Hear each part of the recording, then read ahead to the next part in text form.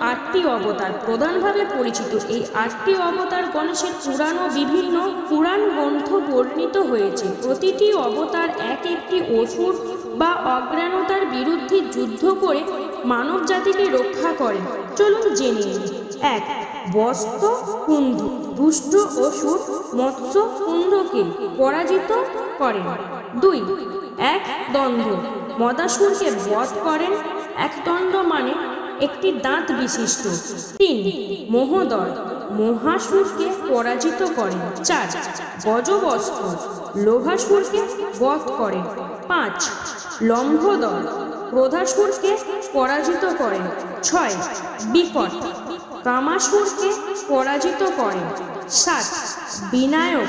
মা বাসকল্পনা দ্বারা সৃষ্টি অসুরদের পরাজিত করেন। 8. ধূমকেতু। অহংকারাসুরকে